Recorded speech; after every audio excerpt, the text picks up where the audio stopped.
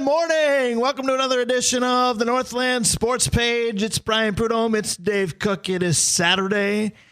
It is a different sort of Saturday because I don't know how to feel about this Minnesota Timberwolves loss because it's the first one of the postseason, but partly because I've seen just about every opinion known to man at this point.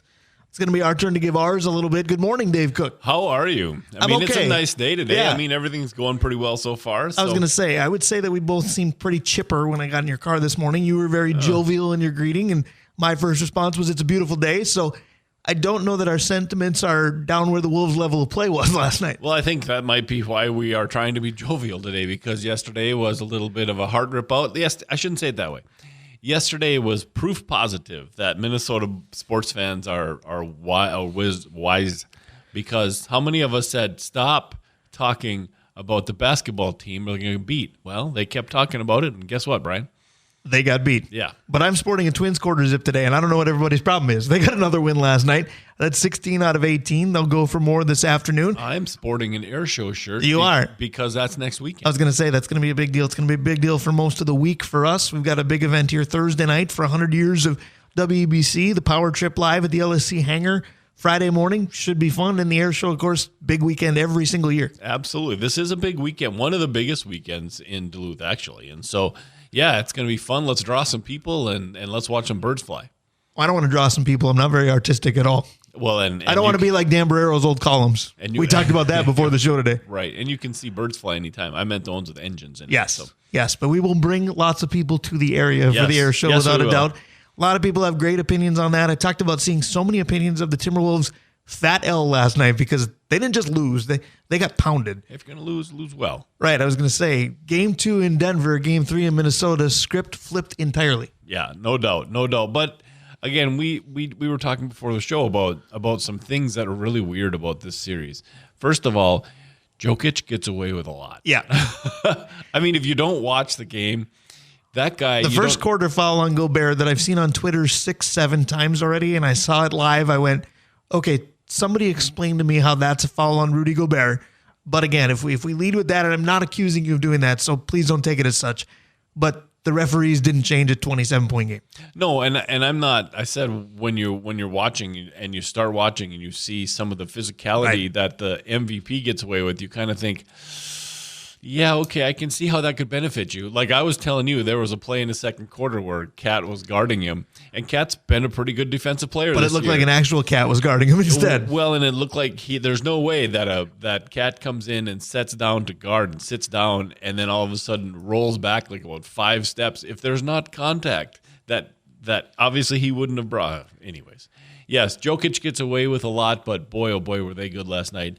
And Murray, you know, if the Denver fans think that they just need heating pads thrown out on the floor, I think they're going to bring some with, like the Detroit Octopus people. Every time he steps on the floor, out go the heating pads. Well, he must have stopped throwing them and must have started using them because he was on fire last night. There was plenty of heat to Jamal Murray without question. Yeah, he was good last night. But I'm glad you said that he was good, that the Nuggets were good, because to me, that's kind of the moral of this story.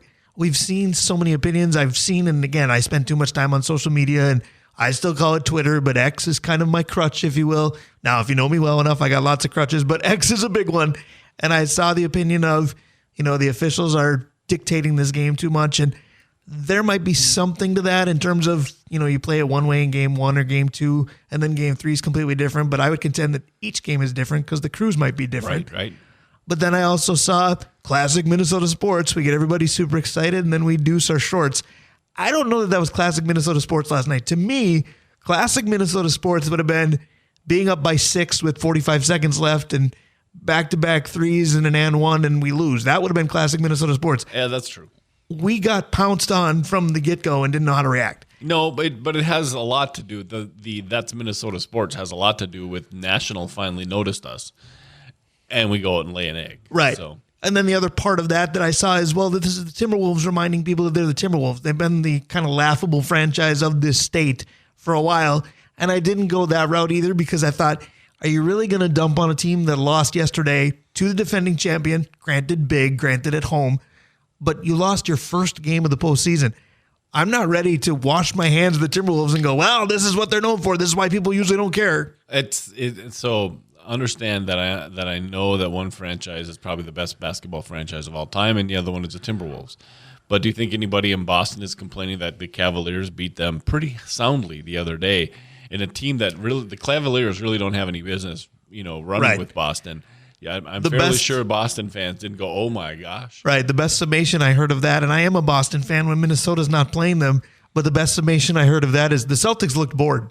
Yeah. And they'll just turn it back on when they want to. That's a whole different take on the same sort of basketball game, isn't it? Right. We were bored. That's like when we heard earlier that they were distracted. They had all the stuff going on. And I mean, if a positive Minnesota Timberwolves fan would probably go that direction. Well, the positivity of your Minnesota Timberwolves fan is this. You're still up 2-1. You've still got a game at home tomorrow. But I will tell you the opinion that I agreed with, and it's not so much the opinion that scares me, it's the source.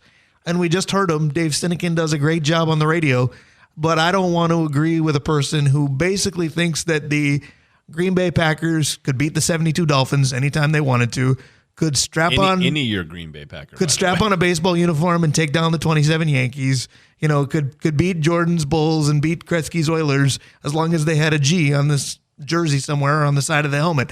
I don't want to agree with somebody that is that filtered with green and gold glasses, but he did say, I think whoever wins Sunday is going to win the series. I agree 100%.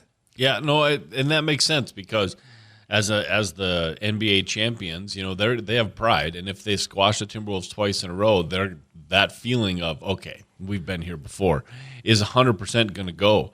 But if the Timberwolves come back and take the big punch yesterday, right, and throw one, that's what you're hoping for. Yeah, that they took the biggest punch that a defending champion can give you. A 7-game series is always about adjustments. Denver clearly made some between 2 and 3. Now, the other opinion I saw is, well, you can thank the NBA for giving them 3-4 days to do it. We had the same layoff. What do you mean? Yeah, I'm not too worried about that. The one thing that I saw early that I was watching with my mother-in-law last night, and I said to her, McDaniel's got to hit something. Like, he's got to score early. Right. In order to make him. And he didn't. Well, he got a lot of fourth quarter dunks when it was over. Well, you remember when Rubio was starting and he was a great passer, nobody guarded him. Like, you can't shoot. Go ahead. Play with the ball all you want. And well, it's kind of how it is with McDaniel. If he's got the ball and he hasn't hit anything early, you're a great defender. You can sit there like Ben Simmons, dribble the ball, look for somebody else, and shoot bricks all day long. Right. Which maybe is kind of why they went to Jordan McLaughlin in quarter 2. And I texted to anybody who would read it, you can't be serious about winning this game if you've gone to Jordan McLaughlin in the second quarter. My dad used to say about some of the players that were good but not great. He said it's like if you gave Picasso one of those 6-inch house paint brushes and expected him to make art. When McLaughlin got the ball and went into the corner and just started hoisting, it was like, that's the first thing that came to my mind. You've got this piece of art that you're trying to create in a win against Denver, and you gave him the biggest brush you could find and just said, go do. Right. But when I talked to you about Jordan McLaughlin, the very next thing you said was Luka played well in garbage time, so we know who the fan favorites are because he's still going to turn some heads no matter what. Nice. I like that. Yes, he did. He played. I mean, obviously there's no money on the table, but he looked pretty good for that time frame. Maybe they need to get him in the starting, or not starting, but in the top 9. We'll see. Speaking of top 9. How many eye rolls right there? Yeah, I was going to say, is it visible? Is it audible? The eye rolls are everywhere. Speaking of top 9, we've got more than that. I think we've got just about a dozen. I think maybe it's 11, but we shouldn't count, but we can count on our sponsors. Absolutely. We'll start with the original Arola Architecture Studio. I found one of his business cards the other day. Those are pretty classy. They are. That's a great logo and the whole thing. I tease him, though, because it just says his first name on it, and I go, I know who you are. Hoops Brewing. Mike Regan at Christensen Group Insurance. The Blackwoods Group, including locations on London Road, Blackwater right downtown, Tavern on the Hill, the locations in Proctor and 2 Harbors. What a great place to go for Mother's Day. Absolutely. Sounds like you may have plans. I might. Mount Royal Bottle Shop, Stewart Spike Sports and Trophies, Comfort Systems of Duluth, Kohler Toyota and Kohler Hyundai, Advantage Emblem and Screen Printing, and Krause Heating and Cooling, your Carrier HVAC authorized dealer. Heat and cool your house with Krause. You like that one, don't you? I do. I do too. I love all of our sponsors. Very grateful for them. They are certainly favorites of ours. And we talked about fan favorites with Luka. We talked about Duluth community fan favorites. The air show's coming. Yep. Last week, we stumbled into a good opening topic for this week. That doesn't happen too often. Usually I might stumble into it sometime during a weekly activity, but very seldom do we end one show going, well, we got the next show taken care of. But if you were listening last week, hi to both of you. But if you were listening last week, we did our win, play, show Kentucky Derby style with nationally recognized superstars that have played in Minnesota. And the debate, the banding about was fun, but we started talking about it and we said, well, wait a minute, is player X, Y, or Z truly a nationwide superstar, or is it more of a fan favorite? Or how much of a difference is there between the nationwide superstar and the fan favorite? We're going to tackle that today. Today is going to be the top 3 fan favorites, where this, just like last week, though, might be, they didn't have to be the best. In some cases, they may not have even been good. It was just fans kind of had a crush on them. Well, I agree, and there's some that you almost have to work too hard for. You got to think through some things. But right. there's one player who fits both of those two things to a glove. Now, there's a lot of players. Only one? Because I thought of a few. Well, but that I think fit both. The perfect combination played for Minnesota, and that's Randy Moss. Randy Moss. Randy Moss is beloved. Like, I remember 4 or 5 years ago when he was just getting back on TV. Right. And people would say, if the Vikings could put him back in uniform, they could probably get 600-700 yards. And it was like, my gosh, it's kind of like our conversation with Jeff George over the years. He could probably come off the street right. and play some ball for you. It's this Randy Moss love affair. He's one of the best players in Vikings history. 4,000%. And I'm so glad you said that, but it's also proof that we hang out too much, because when I was thinking about, well, who am I going to go with first for which team? And we'll start with the Vikes since you went there. Yep. And I went with Moss as well. We're doing a collective list, but so far the agreement is easy. And I thought to myself, my number one reason is going to be because you can still find somebody who would say, as Randy Moss just turned 47 this year, well, the Vikings need a wide receiver 3 right now. Give him a call. Right. And the funny thing is he might be better than some of the guys on the roster right now, but I think they'll think that always. Right. Like, I think Moss will turn 60 and somebody will say, bah, he could give you a play or two. I think you're right. So he's probably number one if we listed all sports, but let's start with the Vikes, and I think he's the number one fan favorite. Interested to see who else you thought of right behind him or somewhere behind him. Well, I thought Jimmy Kleinsasser. I thought Kleinsasser is like, and we'll talk about another player in a little bit, but Kleinsasser is kind of like Paul Bunyan, right? Mythical. What he did, you'd look at in a game and go, I don't know, he's okay. And then you look at the end of the season and it would be like, holy cow, that guy really can play the game. I mean, he's a North Dakota kid. Yeah. Built like weird. Yes. And who I've seen in the gym, and he's still built like weird. And he could do everything. Like, he was the most physical guy. He might have been the strongest guy. He could catch in a pinch. I mean, and people remember Jimmy Kleinsasser as kind of one of us, right? I wonder if it's something with that type of position, whether it's fullback, H-back, tight end, fill in the blank, how you want to define it. I didn't put this next person on my list, but when you brought up Jimmy, I thought more current, and I thought that's kind of the CJ Ham rule. Truly it is. What does he do? Is it easy to pick out unless you're a student of the game? No. But is it the one of us and we love him? Yes. I think people, our age, one of the guys who is a fan favorite is Joey Browner. Yeah. I mean, you remember Joey Browner being told, I mean, he's one of the first guys that I ever heard an announcer say, he's good, but his hands are so strong that he can take a guy out by just sort of running past him. I think the horse collar rule exists because of Joey Browner. Yep. Yes. But I remember the first time I saw him on a special teams play when he was a rookie, just absolutely Cupid doll guy, and thinking, oh my gosh, I love this guy. All right, so those are some good options. The person I put in second, it's a position where the Vikings have been incredibly blessed. Defensive end. They've got tons of them. Going back to Purple People Eaters, Chris Dolman, you name whoever you want to. Second for me was Jared Allen. Yep. I feel like everybody at some point kind of fell in love with his personality, no matter how stupid you look doing it, like the Gritty today. Everybody did the calf roping thing at some point. We had the Jared Allen Ring of Honor Day not too long ago, and they gave away the mullet looks, and everybody had them. I think Jared Allen is a fan favorite to the end. I agree with you. And I think the funny thing is the next guy that is in my mind would have been such a phenomenal player next to him, and that's Millard. Like, Millard is... See, I was in the same position but didn't play together. My third guy was Randall. Yeah, well... Johnny Randall. And can you imagine take the Purple People Eaters out of it, because Page and Eller would be on that line. Right. But they're almost too iconic to even understand. Right. Besides that, think of the odd defensive line you could put together. Yeah. Right? Well, we've done this when we tried to do a Vikings all-time team. We looked at defensive line and went, "Can we pass?" Yeah, because if you went Because opponents couldn't. If you all went all personality, you could literally have Jared, Millard, Big Pat, and then you'd have to figure out who the personality on the other. Well, side you need was. John Randall in there somewhere. Yeah. Okay. So Randall could be in there as well. You don't want him constantly screaming. I would.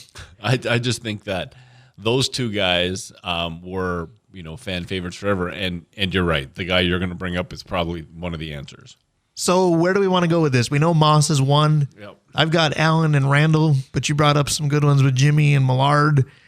It really, I think football is more generational maybe than the others. I agree. I want to add one guy, and it's more because we longed for him and then got him, was Favre. Yeah. Where does Favre fit in there? Because he played for one good. He's and a another half. one. If they wouldn't have drafted J.J. McCarthy, and now everybody thinks the future's taken care of, and we'll see soon enough. If they wouldn't have drafted a quarterback, or in the minds of some swung and missed on taking a Spencer Rattler or something instead of one of the hyped ones, he would be on the Moss ilk of I don't care how old he is, give him a call. He could give us 6 games. Right. Yeah, no, and I don't think he's on this list because I think as much as he played well for us, it's the envy card. And you also can't forget what he'd do to you before that. Yeah, no doubt. If he had played anywhere else prior, granted, you can say, well, technically he came from the Jets. I get it, but come on. I do think it's Moss, and I do think Jared Allen is either 2 or 3, and it's Johnny Randall. Okay, so I did good then. Is what you're telling your me. Spot.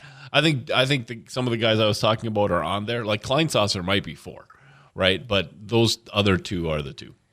All right, let's go to the Wild next because they're not playing just like the Vikes right now. Although if you want to count rookie camp, you can.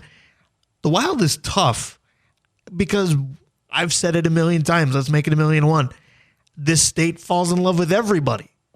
But the number one for me, and I took a different angle on this. I think it was this player gets an eye roll from me, but I know this fan base loved him. And whether it was longevity or attitude or commitment or what have you, I was never a Mikko Koivu fan, but I feel like the rest of Minnesota sure was. See, here's my take on Koivu, and I've said this on the station before.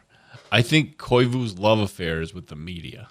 I don't think fans necessarily loved him, but I think like Russo and some of the other people who so respected him just wrote awesome column after awesome column. I think fans went, yeah, okay and everything, but he's got 18 goals and 22 assists and he doesn't smile. Right. Like, okay.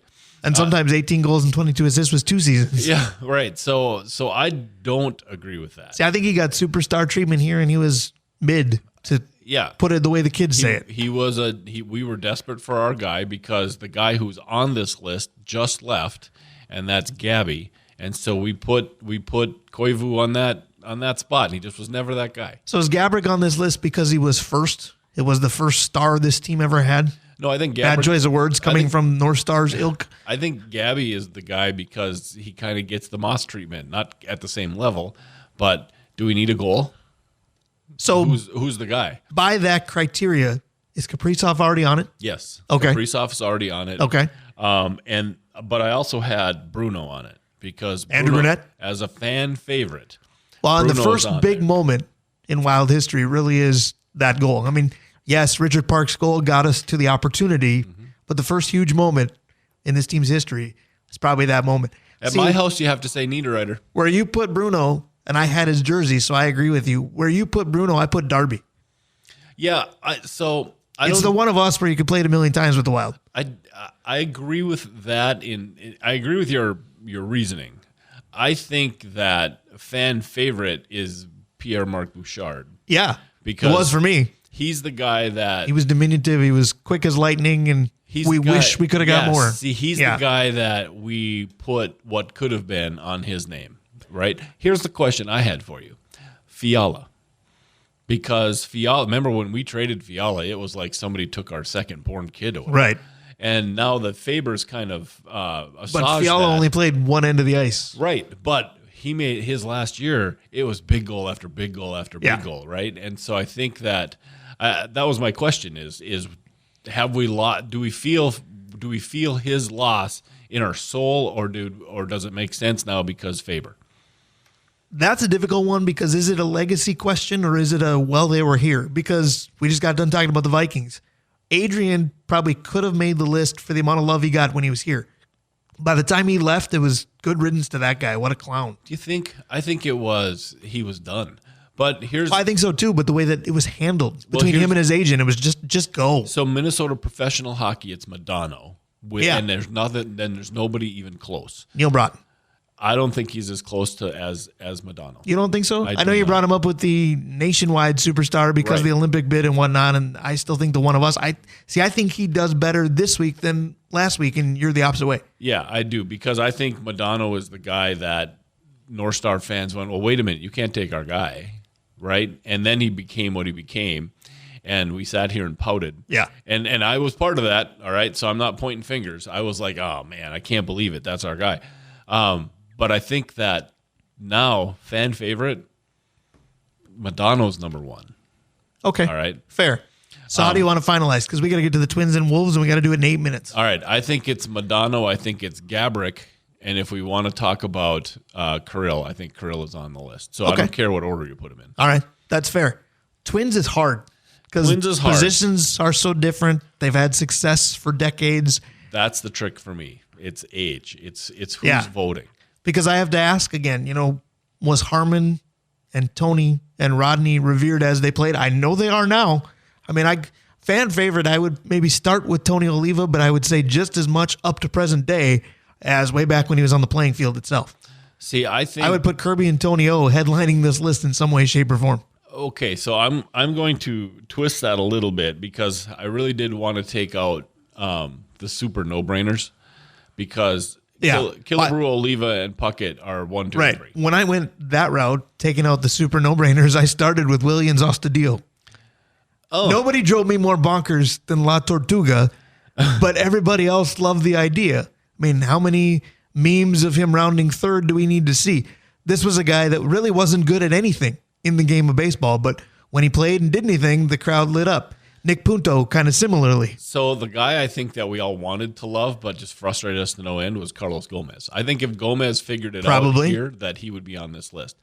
But I want to give one to the folks for me and a little older, Louis Tiant. Yeah. So Tiant was unique, right? He was really good. And when he left here, he became a star.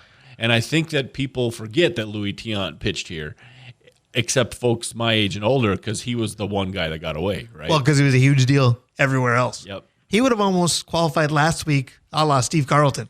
Big name that, pitched here. Yeah, he wasn't when he got here. Right. Right. My Louis Tiant for my generation would be Juan Berenger. Because it was a role that if you didn't really study the game, you overlooked it. But man, the crowd loved him. If you're in a certain generation and you didn't try the Berenger boogie at least once, you're doing it wrong. Well, and to that end, then the closer who couldn't throw hard that was in that era, Everyday Eddie Guardo. That's several remember, years apart. If I can't remember it, never mind. Okay, Herbeck is the other guy, the fan favorite, the one of us. Yep, and Tommy. You could make a Minnesota list with that. You could do Herbeck. You could do Steinbach. You could do Winfield. You could do Molitor. Tommy qualifies on both lists. Yep. And so I went my personal favorite. I thought Johan should have been on there somewhere. Everybody loved when he pitched because this team hasn't had a great pitcher since him. And we built him from the ground up. Yes. One of mine is Scott Stahoviak, but we won't mention him I was going to say, other fans. That's the anniversary show when we do our favorites that nobody else understands. And we should almost this year play that newlywed game style. See if we can name each other's favorites that nobody understands. Wow, that would be bad. I couldn't remember any of your guys' name. You could just give me the number and be like the guy that played third in the 2000s, and I'd get it for you. That's and we can count it as you getting it because he would be your favorite, right? No, I think Johan's on it. So I think that. So how do you boil this down to 3? And do we do 2 separates? Do you do? Well, these were fan favorites because these were the reason we were good, and these were just fan favorites because the just fan favorites again. Astudillo's on there, and I just shake my head at people. Yeah, no, I think that we can break this down. I think Santana's on it for sure. I think Tomey's on it for sure. But you only got 3. Right. So you got one spot left with about 11 studs. That's the trick to this. Yeah. So the other one. I think it's Tony Oliva because people still go to Target Field hoping to see him now. Yeah, but that's can you count that? But that's because he's the only one of them left. I think Rodney left here, and so that hurts him, right? And so I mean it's Oliva or is it Killebrew? right? Because the old timers, it's almost always. And there's a whole generation of people that think Kirby's the greatest all-time twin and can't believe he's that's not true. here. What are we talking about? The third guy is Kirby. If it's fan favorites that were never all that good, for me, it's William Zostadio, it's Jason Kubel, and it's Nick Punto. It's it's Al Newman. It's the legendary fan favorites that statistics you go, ugh. Yeah. Al Newman would be a good choice there. Yeah, Dan Gladden would be a good choice there. Joe Nathan would be a good choice. But Joe Nathan's stats are damn good. But the other ones we mentioned, not so much. He's always going to be in the Hall of Very Good. Right. But I mean, the other guys are just in the hallway, not a Hall of Very Good. Okay, so the Timberwolves. Okay. Tell me there's number one, because I have a number one that's kind of, I'm taking Garnett out of my thought process, right? Okay. All right. There's a number one for me, and it's Tom Gugliotta. Googly, oogly, oogly. I want it to be because it would be on mine. If we were doing personal favorites, it would certainly be on mine. I thought number one for the fans was Ricky Rubio. Yeah, he's the next guy on my list. It is. Rubio is going to be the guy that in 10 years we're going to say, hey, we need a point guard for a game. Who could play? And the answer everybody will have is Rubio. But, before he turned goofy, Kevin Love would be on this list, right? I think that you can put Ant on that list right now. I think he's reached that level after 3 years. But I do think it's Gugliotta. I think Marbury fits that for some people and not for others because, again, the way he left, I think, soured some people on him. Oh, for sure. There were Marbury games where he got the Jamal Murray treatment. Got booed the whole time he touched the ball. Yeah, and so so it's Garnett easy, right? Yeah. After that, I agree with you on Ricky because he's on the list somewhere. The tough thing for me is before Garnett, right?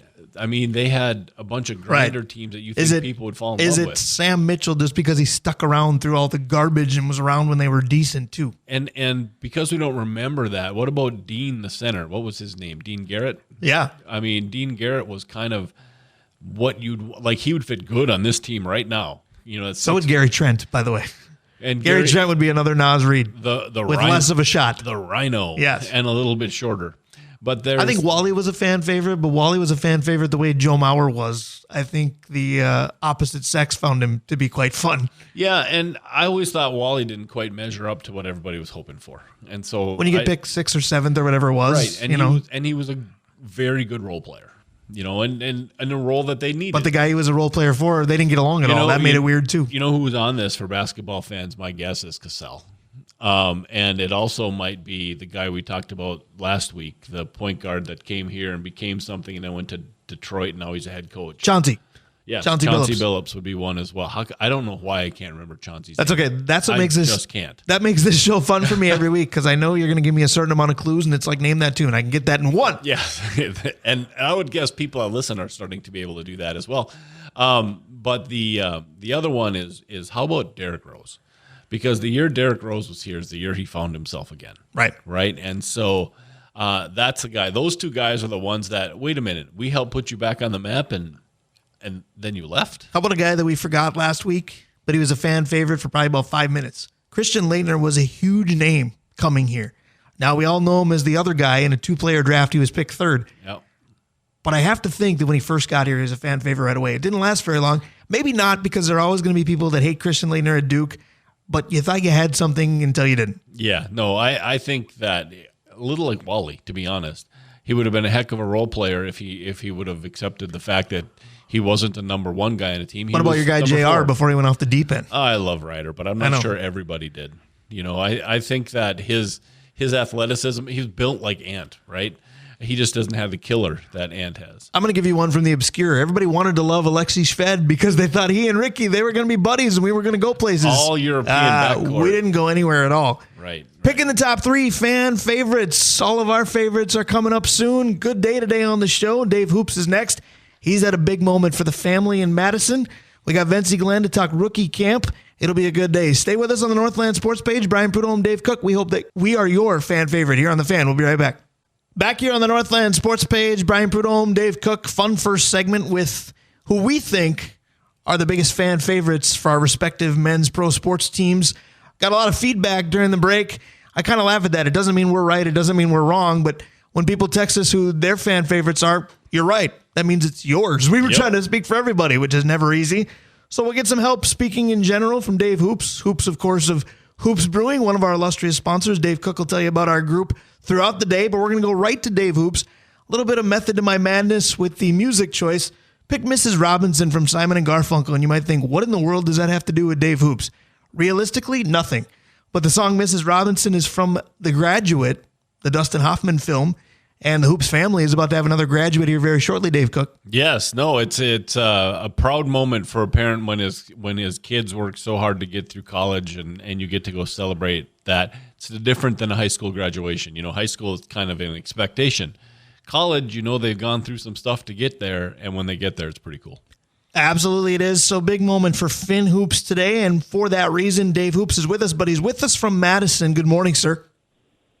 Good morning. Thanks, guys. Yeah, just in less than an hour, I'll be at Camp Randall watching it all. And obviously, Finn was part of the drive-by graduation for COVID from the East. And Daisy Hoops got a diploma sent in the mail from Oregon. So this is the first actual eyes-on graduation for any of my children. So, yeah, big day. So that is a milestone in its own right. I have to ask you this, if it becomes a milestone for us, because with Finn going to school in Madison, we've kind of, an air quotes here, even though you can't see me because radio is not a visual medium, we've kind of put up with you being a closet Badger fan at times.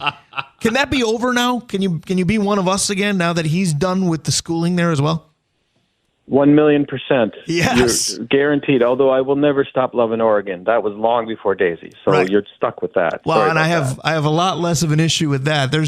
Even though the Big Ten has about 47 teams in it and the Minnesota-Oregon rivalry will develop, I have no hatred towards the Ducks at all. But I want to talk to you about, speaking of the Ducks, obviously the Anaheim squad nowhere near the NHL playoffs, but I'll use it as a stretch of a segue. You're big on the Carolina Hurricanes in the NHL playoffs. Do they survive beyond today? Because, my goodness, the New York Rangers. Yeah, it's a tough thing, and I really like the Rangers. I just am not allowed to call them my team because they aren't legitimately my team, Pitt. Sorry.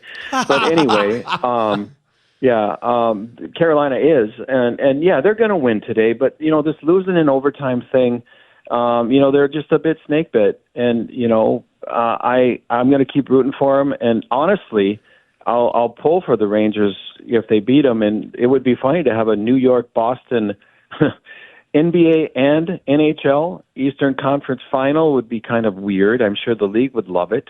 I was going to say the executives for both leagues are salivating at the idea. Good call. Yeah. Anyway, I think they win today, but I feel bad for the boys because they've really been trying hard. But the Rangers are amazingly good. I mean, that's kind of how it is. So they are, and you've been our ray of sunshine time and time again. Timberwolves fans need that today. I said there are a lot of opinions floating around. What is yours right now? Oh, I'm really comfortable. It's one loss. And, I thought Ant did a really good job after the game taking responsibility. And I see a very competitive game tomorrow night, which should be fun to watch. I thought the refs took the defensive ability to really press away for unknown reasons at home. Denver shot the lights out. I mean, they were close to, 60%. I'm not surprised. I wouldn't have been surprised if we won by 30, and I wasn't surprised that we got beat down like that, although the lack of energy and lack of compete is a little troubling, but I'm excited for tomorrow's game. I am too, Dave Cook. I think they've just got to generally start faster. I know they were ahead, 10-9 last night or whatever, and so you're not starting poorly, but the energy that was going to be in that building and you thought they could feed off of didn't do much. Yeah, no, it didn't, and that was the big surprise because I've told you one of my favorite arenas is Winnipeg in the whiteout. That was pretty close, and had the Timberwolves put up any kind of fight, can you imagine the last 5 minutes in that thing in the fourth quarter? The roof would have just come right. off. And instead, Dave Hoops, I talked about this in the first segment. What we got is some people going, well, this is Minnesota sports, big moment, and they didn't come to play at all. I just don't think that this qualifies. I feel like this team is different. Like you said, they've got tomorrow to prove me right. It's one game, and 80% of the time, up 2-1, 79%, the team prevails. I don't have any time for the Minnesota sports analogy on that. Right. Until it's Game 7 and there's 2 minutes left and we're down by 20, we're winning the series. Okay, let's just be on board. How about that? I agree with you. And here's the thing about the Minnesota sports narrative: there are times where, believe it or not, I appreciate it because we as a fan base are more apt to watch our own bobber and talk about things that we need to do better rather than blaming other teams or saying much about other teams. We are very inclusive about our own team, about this needs to change, this needs to change, this needs to change. Last night for me, this is a big difference. You didn't lose to the Memphis Grizzlies. You lost to the defending champion Denver Nuggets, and they look like a defending champion last night. Once in a while, you got to tip your cap to a team that's already good, that finally looked good, and now you just got to recover, don't you, Dave Cook? Yeah, 100%. And that's the trick to this whole thing is don't forget who Denver is. Right. And they're not going to just roll over because this is the champion, right? I mean, right. This isn't Cam Dantzler, what are you doing in the end zone as Detroit gets their first win in a year and a half. This is the defending champions. Mike Tyson said it right, and he said it about champions, and that's how you react when you get punched in the mouth. So now we're going to find out. Timberwolves, you just got a big punch in the mouth. What are you going to do about it? Absolutely. As you would say, Dave Cook, go ahead, Dave Hoops. Oh, I'm really sorry, but so the talking heads, the pundits, went way over the top with, just basically roasting the Nuggets. Yes. We didn't. Fans didn't. We expected Denver to do this, just like you just said. So I think everybody's comfortable, and I would expect just a barn burner of a game. I think we should count on that tomorrow. I think so, too. And the amount of backpedaling that the national media is already trying to do is pretty comical. I haven't seen a 180 like this. Then maybe if I was to say suddenly I'm a Green Bay Packer fan, that's the kind of 180 that we're seeing from the national media at this point. But we're going to have a lot of money on the table tomorrow, as Dave Cook would put it, because Game 4 is going to be huge. But speaking of money on the table, you can do that at Hoops in a little different sense now, because the charitable gambling, that was a big story this week. You've got pull tabs, e-tabs, e-bingo. Lots of things started yesterday, I believe. And, of course, the beneficiary, a big pillar in the community, the Duluth Curling Club. Yeah, I'm really proud that we had the opportunity because we are all about the curling club, and this is a great opportunity to help them, and they can help us a little bit. We're adding a lot of things down there to try to make it even more community centric and fun for the whole family kind of deal. And pull tabs aren't necessarily my thing. In fact, I can't do it by law based on this, but I think it's a fun thing, and it's a perfect fit. We're grateful they asked us to do it. And then, of course, you guys are going to be a big part of the Duluth Harbor Monsters season. Preseason game is just 2 weeks from today. You guys are going to be a big post-game spot after those big football games, which we hope the community gets very involved in. Yep, yeah, we're the sports brewery. It was kind of a no-brainer. And post-game, and we're making a beer for them. I know that you and I may have some going-ons ourselves, as you're the voice of. I mean, That's kind of a huge deal. So, yeah, I hope the community really gets into this. Yeah, I think it's going to be a lot of fun. And speaking of getting into the community, going to your establishment is one of my favorite things to do. And we were just talking, of course, about the charitable gambling. And I sent the screenshot of that to about as many friends as I could, and I captioned it with, as if I don't have enough reasons to go there already. So I think this will be very, very good for you guys, and obviously very, very good for the curling club. But speaking of very, very good, that's a great way to describe Dave Cook's questions. He's got good ones again today. All right, I got 2 sports-related questions. I'll save the non-sports-related questions for another day because we're trying to get you out of here, right, to get ready for the graduation. So I'm going to start a new little series that I'm going to try, and it is, Dave, we always talk about the greatest, but I want to talk for a minute about the Hall of Very Good. And I'd like to do the Hall of Very Good by position. And Brian and I were talking, we'll start with football. So I'm going to throw 3 guys out there, and I want your opinion on the guys from the Hall of Very Good. We're going to start with running backs, and I have 3 that I found. Billy Sims, Ricky Waters, Brian Westbrook. If you're picking one running back for your day, for your team, who's it going to be and why? Billy Sims. Wow. Yep. That was like 0.5 seconds on the thought process. What's the enamored feeling towards Billy Sims there? The other 2 aren't quite good enough as far as I'm concerned, and they don't have the follow-through. Billy was short-lived, but, he had a little Barry Sanders in him, although he had more size.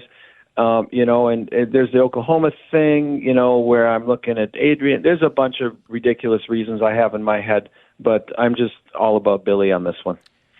I think that's probably the correct answer. I'm not going to use it because different radio to me is better radio. I can tell you this, Ricky Waters would be 3rd for me. Interesting, okay. Because it would either be Billy Sims or the guy I'm going to use. I'm going to use Brian Westbrook. And I'm going to go for a couple different reasons. Number one, I'm going to assume health because I can also get a returner spot checked off by using Westbrook.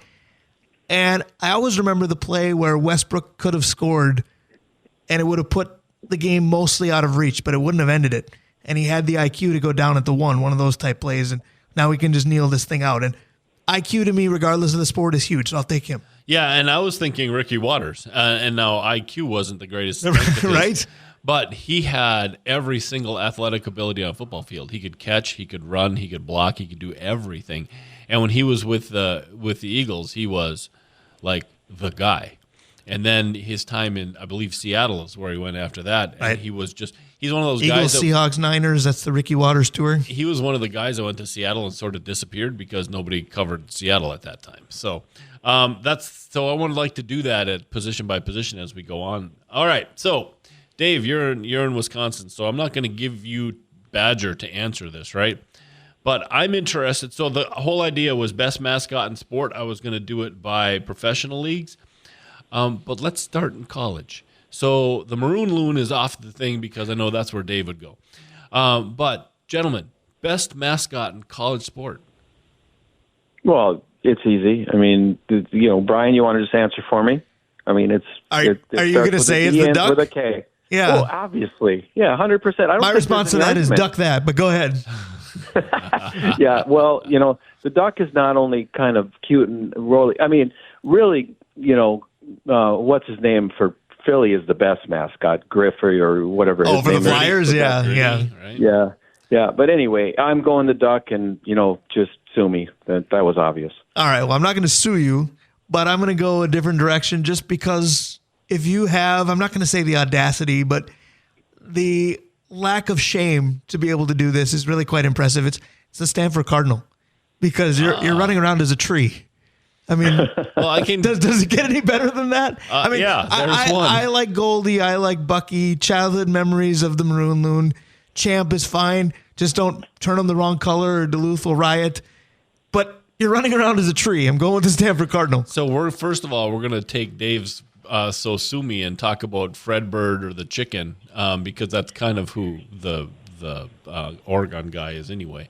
But I think the best one is also the one that, in my opinion, is the most open, and that is Notre Dame's guy. Can you imagine being Notre Dame's guy? I thought maybe you'd go with the Boilermaker who has Jay Leno's chin. No, but the character you have to play. Yeah. Like it's not just the mascot. Yeah, you don't get a costume. You got to be the guy. Right. All right. So that's my two for this week. The non-sports one we'll do in the future. We got to get Dave to Camp Randall. Absolutely. So, Dave, we'll close with this. Congratulations, of course, to Finn. Congratulations to the entire family on gaining a college graduate today. But I want to talk a little bit about the brewery before we go because, again, I was at a meeting with the Harbor Monsters earlier this week.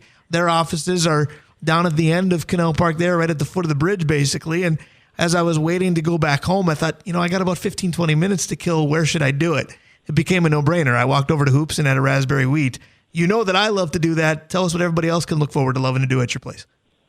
Well, thank you for that, and that's a great segue. So we're going, now adding peach and pear to our full-time, like raspberry and peach and pear will be on most of the time now, which are by far the most popular fruit beers besides cherry. But I want to mention that Cherry Stout, which did actually really well at the World Beer Cup, it had some love, is almost gone, and people should, come on for dessert if they like that. And then we have a new IPA, 707, which is the area code for Northern California, which is what we brew West Coast style IPAs, and this is a red IPA, and that's on tap. And then, of course, we've got a brand new batch of Pilsner. So come on in, and of course, all the games are on. And we got a lot of really fun stuff coming up. Starting with graduation parties this weekend, they're going to be happening all the time there, too. No doubt about it. I went to one at your place last year, one of the most fun times at a grad party I've ever had. Hoops Brewing is just a fun place to be. I encourage everybody to do that. Dave Hoops, we thank you for another destination show live in Madison today. Congratulations again to Finn and to you. Thanks, Dave. Oh, thanks, guys. Thanks for having me, and I'll talk to you next week. Have a good day. Sounds wonderful. You as well. Dave Hoops, big day in the family. Congratulations to Finn Hoops. We might say he's come a long way from forgetting his equipment at Heritage. I was going to say the same thing. That's fantastic that Finn's there. My niece graduated yesterday. The idea that these kids are getting to the point where they're college graduates and are getting ready to make something, pretty cool. Bumping Out with the Gambler by Kenny Rogers. Again, that's the new thing at Hoops. Started yesterday. You can go there and do some charitable gambling. All the proceeds go to the Duluth Curling Club, spot near and dear to my heart as well. Stick around. We'll play buy or sell. Got to have enough money to buy or sell. Careful with that gambling. Stick around. We'll be right back. Prescription products require completion of an online medication consultation with an independent healthcare provider through the LifeMD platform and are only available if prescribed. Subscription required. Individual results may vary. Additional restrictions apply. Read all warnings before using GLP-1s. Side effects may include a risk of thyroid C-cell tumors. Do not use GLP-1s if you or your family have a history of thyroid cancer. If you've struggled for years to lose weight and have given up hope, did you know you can now access GLP-1 prescription medications at TryLifeMD.com? We're now offering eligible patients online access to GLP-1s, the breakthrough prescription medication that can help you lose body fat and weight. Listen to what people are saying. It's fun to put on jeans that you couldn't get into 6 months ago. Every morning, I look forward to getting on the scale. For anybody who's struggling with their weight, it's a godsend. And here's the best part. Your insurance may cover 100% of the cost of your medication. So go to TryLifeMD.com to have your eligibility checked right now. Get started today at TryLifeMD.com. That's TryLifeMD.com. We love a good buy here on the Northland Sports Page. Brian Prudhomme, Dave Cook. Time to play buy or sell in a moment. But before we do that, we want you to buy everything our sponsors are selling. Dave Cook is going to tell you all about them. Well, it's such a Mother's Day theme today, right? Because tomorrow's the big day. So let's start with Mountain Royal Bottle Shop. You know, mom likes her little bit of wine. That's the best place in town to go buy a little bit. In fact, they'll help you, make some choices. You get an opportunity to talk about wine and get something for your mom. Or maybe your mom's just a beer drinker and she wants something, and you can go in there and find out what's new, fresh, and interesting.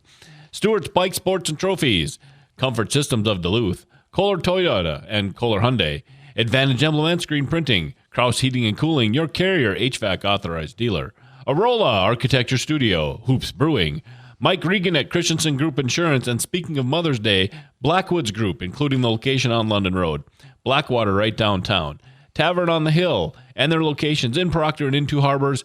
If you got to take mom out for your Mother's Day, that's your thing, like I'm doing this evening, hit the Blackwoods Group. Couldn't agree more with that. That's Dave Cook with our great sponsors. Dave Cook and I now are going to play buy or sell. How the game works if you're new to it, first of all, welcome and where you've been. But buy or sell goes like this. I'm going to give a statement for each of the 4 major sports men's leagues. And if Dave Cook agrees, he's going to say buy and tell me why. If he disagrees, he's going to say sell and tell me why. His responsibility, twofold. The order in which we play, and then, of course, his great takes. Thank goodness. I thought you were going to say don't say the team. All right, so we're going to start with the team that we have very little going on right now, and that's the Minnesota Wild on the NHL. All right, so buy or sell, you're right. There is very little going on with this team right now, which made it a little more difficult to truly find a buy or sell. So this might be a bit of a reach, but hopefully you'll reach with me.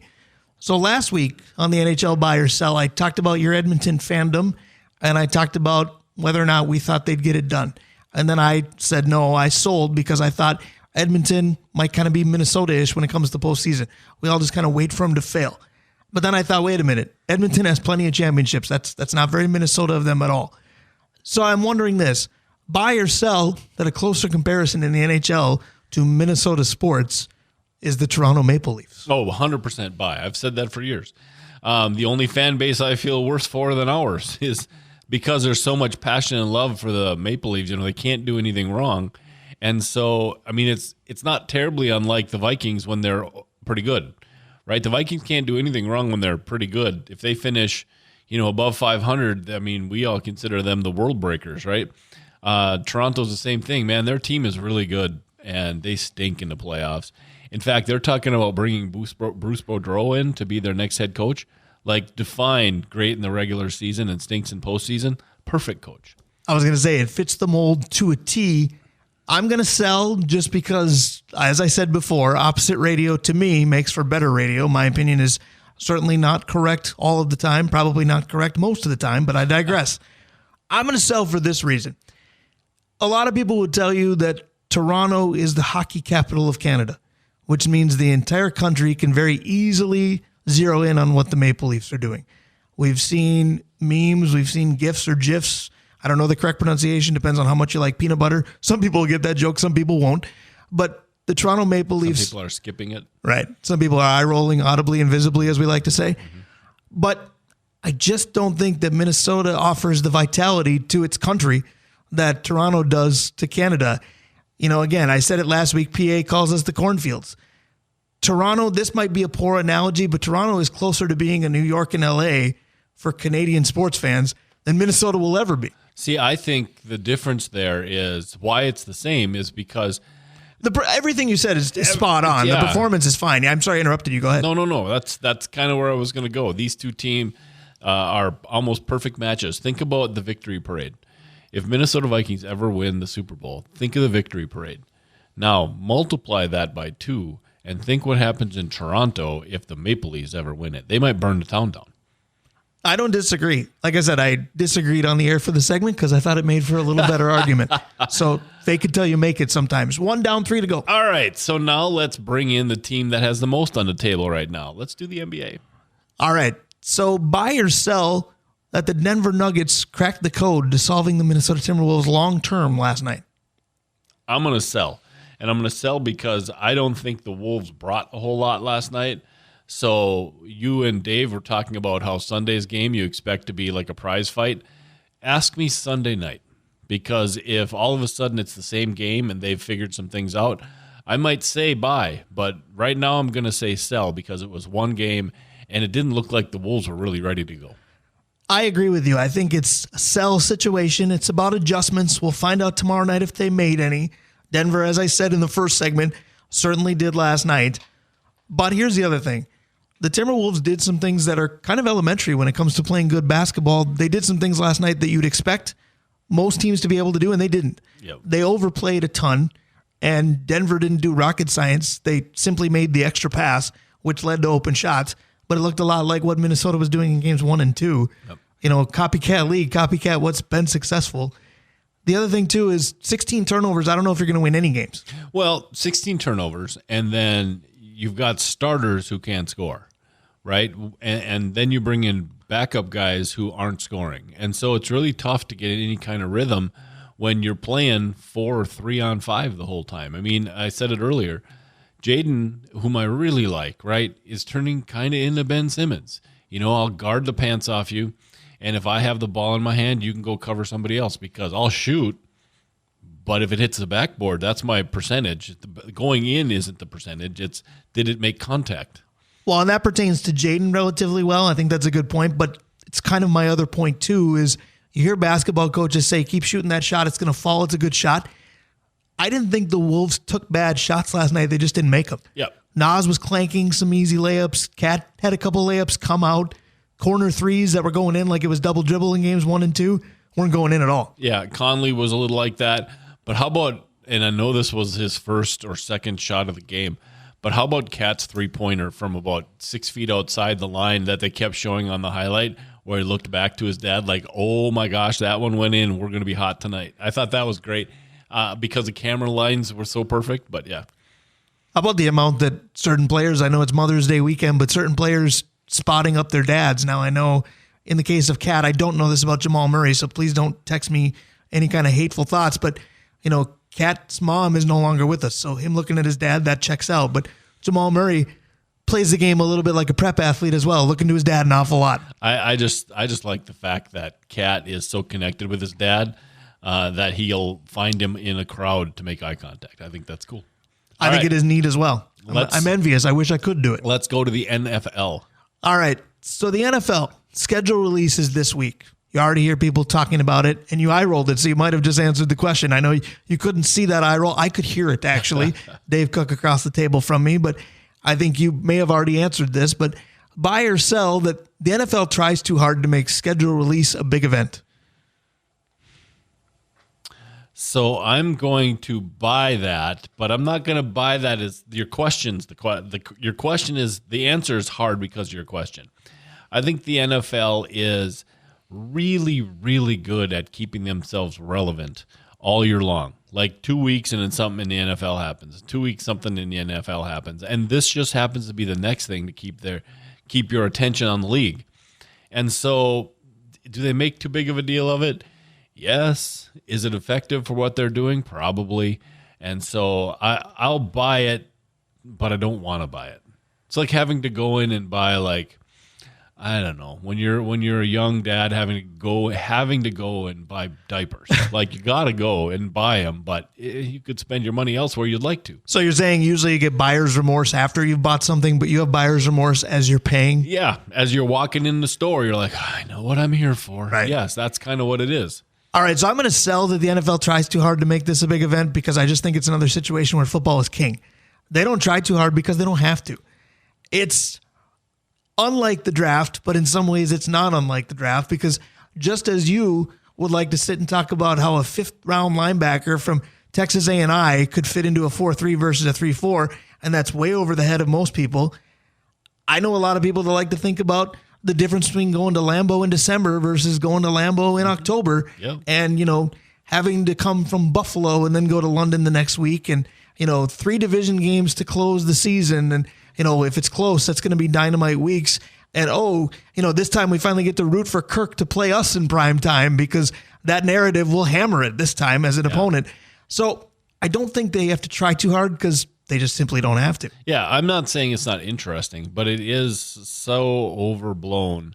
And yet the NFL is the king of overblown mattering. And so, yeah, I mean, you got to tip your hat to the NFL because they're better at this than anybody else. Right. I think that should be an opening topic someday. Can we think of tongue-in-cheek events that the NFL could make into front page news? Because it's just about anything. Right. I mean, I don't know who watched the roast of Tom Brady on Netflix, but that's got an NFL link, obviously, too. And it's been called, the title was literally the greatest roast of all time, but the reviews it's gotten for the most part have been pretty good, too. Why? Because the NFL was behind it. Was it, though, because Brady went over and told the head of the roast. Got offended early? Yeah. You couldn't bring that up. I'm pretty sure the old Dean Martin days, there was no rules about what we couldn't bring up. Can you imagine Tom Brady sneaking up to a prime Rickles and saying, hey, don't mention that stuff? Rickles would have made fun of him coming over and don't mention that stuff immediately. I'll tell you this, the NFL for that event, and I watched the Brady roast and I enjoyed it, judge me accordingly, but they could have used a pitch clock. I don't think we needed 3 hours plus. And if you're not super fan of cussing, you wait for the editing. Wow, that's different. Don't stream a lot of things if that bothers you. Dana walked out. She thought, this will be fun, and then was like, this is gross. And I'm like, it might be a little overboard, yeah. Yeah, there was a combination of really, really funny and then, okay, we're a little bit desperate for a laugh, wrap it up. Yep, move along. Yep, and for the first time, I said that to Kevin Hart. Like, this isn't about you, just be done. Hand it off to the roast. All right, so speaking of being done, we got to get hour 1 officially done. Major League Baseball is left. All right. Buy or sell this. The American League Central right now is actually very good, minus the Chicago White Sox. Although I've got a White Sox stat for you later that might be interesting too. So buy or sell this in the way too early prediction department. Buy or sell, this is the year that the American League Central puts multiple teams in the postseason. I'm going to buy, and I'm going to buy that because I think the East is the much better division, but they got to play each other, right? And so, and the West really isn't all that good.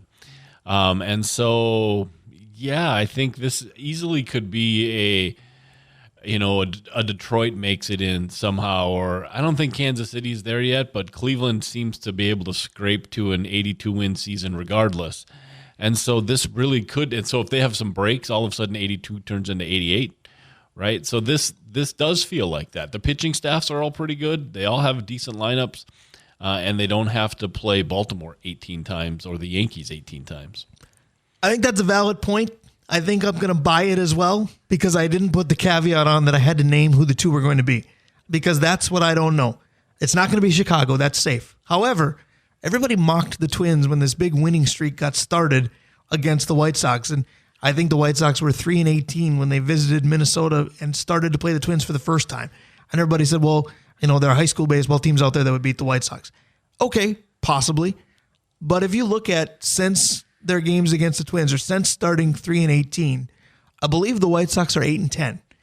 And in that 8-10 is 0-7 against Minnesota. So do the math. That's 8-3 against everybody else. So the Twins might be doing something right. So the hope is obviously that they're one of the postseason teams. I don't know if it's going to be Kansas City. Cleveland, I don't know how this is sustainable.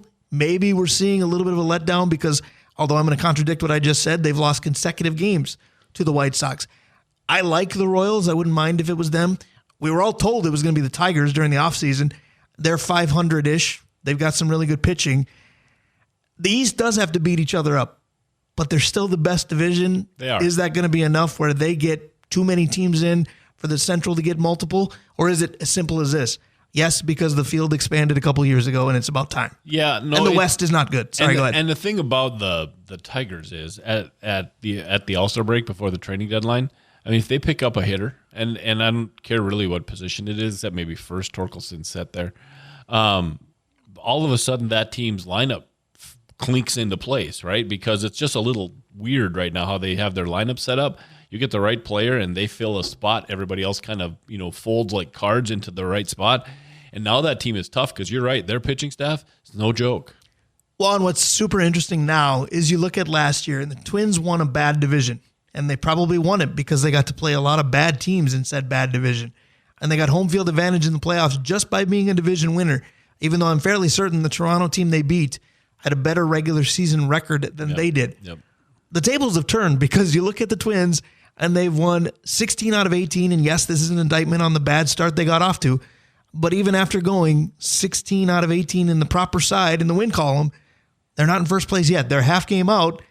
But you look at this 3-horse race for sure because they're tied with Kansas City a half game out. Believe the Twins are percentage points ahead, and you're not going to sleep on Detroit. The American League Central, did it go from being the laughingstock to a really good division or not because the White Sox are still in it? No, I think they're a really good division, but take a step back and look at the East with the Yankees and the Rays and the Blue Jays and an up-and-coming Baltimore team. And Boston, oh, by the way, isn't all that great, but we're in first place for a while. I'm glad we're not in that division, but I think what we're seeing in Detroit Tigers is kind of what we saw in the Detroit Lions, and that is that their kids are pretty good. And if they make a couple of right decisions, that's a good baseball team. That is buy or sell. Twins by the end of the weekend will be 40 games into the regular season. Again, 16 of the last 18 have gone the right direction for the Minnesota 9.